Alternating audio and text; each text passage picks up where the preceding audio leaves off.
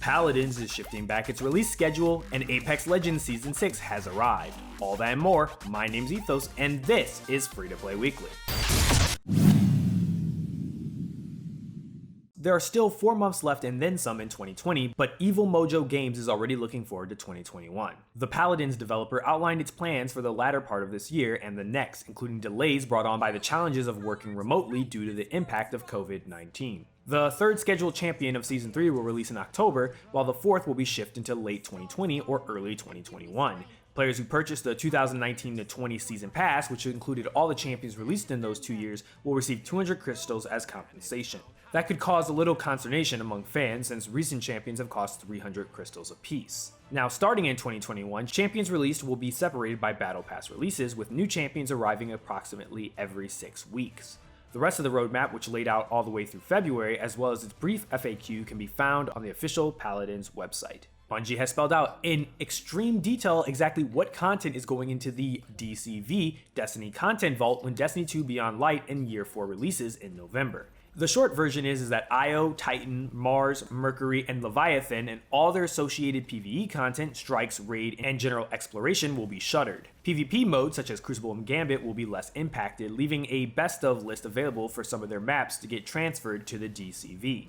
Mini quests for exotic items will also become unavailable during this time, but those that do will still be available via a new memorial kiosk in the tower. Bungie will reveal exactly how they will be acquired at a later date. If you already own these items, they will be unaffected. This would seem to leave a relatively small amount of content for new players to explore, particularly since the early campaigns, the Red War, the Curse of Osiris, and Warmind were all touted as all being available for when D2 went free to play, but now they're all no longer available. They will be replaced with a new player experience centered around the Cosmodrome, but it's unlikely that this will sufficiently replace the vast amount of content that was previously offered. And it's time for another round of grab that free stuff on the Epic Games Store. For those of you that have been playing the Terrible Posture Games episodic game 3 out of 10, Episode 3 is now up. As for the new free offerings, this week gamers can snag Enter the Gungeon and God's Trigger from the store. Dodge Roll's Enter the Gungeon is a bullet-hell dungeon crawler adventure game. It features hand-designed rooms and procedurally generated maps for players to explore. The game adjusts to player victory as well, making things that much more challenging for those who think they're going to get off easy. God's Trigger, on the other hand, is a highly stylized graphic roguelike. In fact, the game page describes it as a fast-paced bloodbath, in which characters use unique powers to eliminate their enemies in the flashiest ways possible. Cost-wise, both of these games normally run for $15 after the free period is over, so grab them now and save yourself $30. Hi-Rez Studios and First Watch Games has released the Vice update for Rogue Company, which adds a brand new map meant to emulate Miami, as well as a brand new mechanic for punishing match quitters and a slate of bug fixes and improvements. The new map is available in Practice Extraction, Strikeout, Demolition modes, and is described as the streets of Miami are illuminated and electrifying sounds of nightlife echo throughout the night. The zero-drop rave is the place to be, but a menacing danger looms over the EDM music and laser lights. Rogue Company has been called in to save the party and the day on this new map called Vice. Also new to this patch is a levers penalty, which increases time limits before being able to requeue. It's only 5 minutes for the first offense, ranging up to 3 hours for the fourth. You can also easily undo perk purchases, and there are options for left-handed and colorblind people. The list of bug fixes includes player names should no longer appear as numbers, and sprays used near players should no longer stick to them. No more tagging your friends, guys. You can see the full patch notes for the Vice update on the Rogue Company website.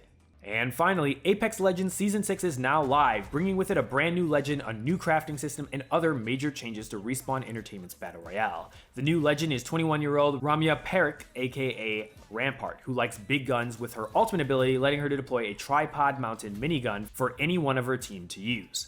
Apex Legends' new crafting system is now part of the game, letting players use replicators scattered around the map to create the perfect weapon. You can learn more about this system from its dedicated blog piece.